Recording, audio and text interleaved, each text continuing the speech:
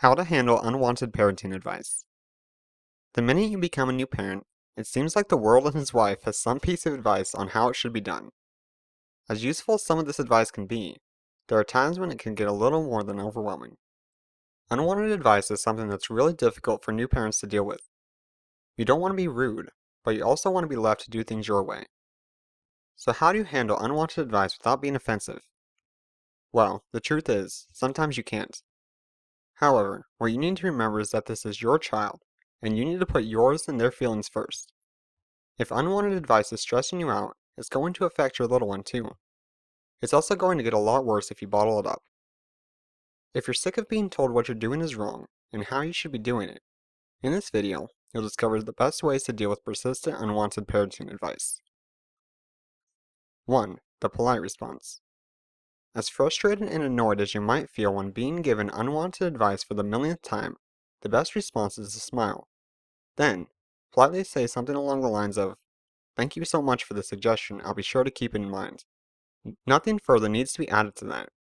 It makes the person giving the advice feel like they have helped and puts you under no obligation to follow it. You successfully avoided hurting anybody's feelings, and it's a response you'll also feel satisfied with.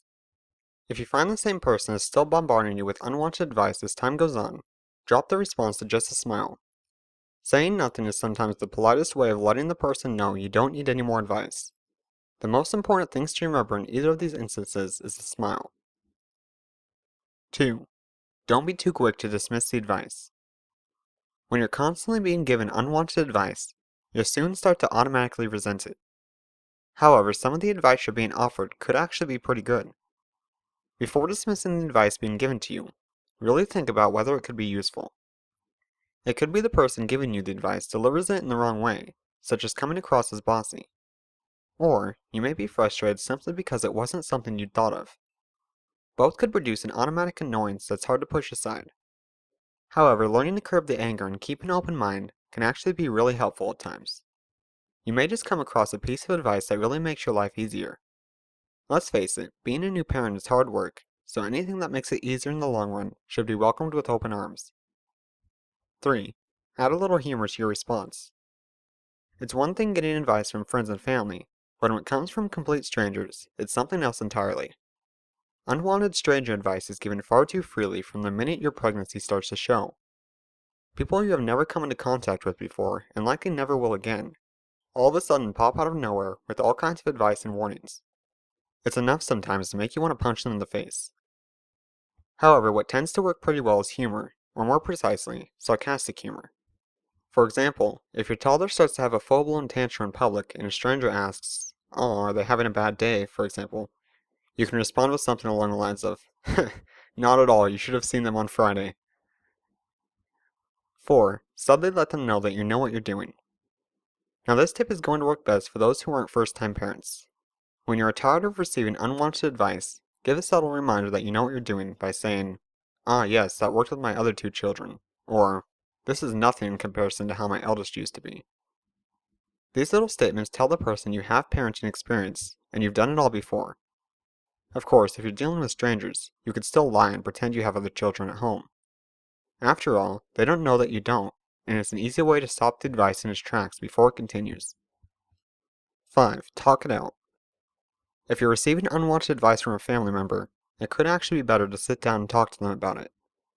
Addressing the problem in the right way will not only help to stop the advice, but also reduce the risk of any fallout. Often, people don't even realize they are being a little pushy or a little too free with advice. Sitting down and talking about how it makes you feel is a good start. However, there's a right and a wrong way to do this. If you want to maintain a good relationship, it's important to be as polite as possible, while also standing up for yourself. Start by telling them how much you do appreciate the advice they have been giving.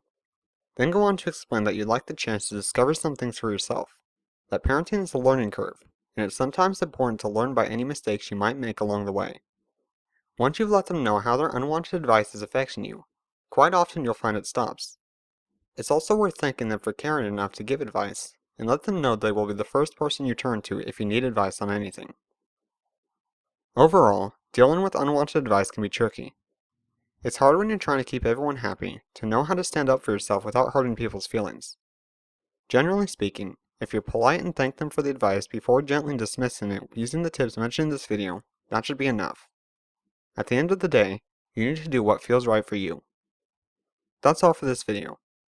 If you found this video helpful, we'd really appreciate it if you'd share this video with someone else who you think would benefit from knowing this information, as well as hopping on over to our website and signing up for our email newsletter by clicking the link in the description. By signing up, you'll not only be the first to hear about our new releases, but you also gain exclusive goodies that are only given to our email subscribers. Finally, the next time you're looking to buy baby products, I encourage you to take a look at what we have available. Let me tell you, we aren't just out to make a profit, and pride ourselves on our high-quality products and excellent service.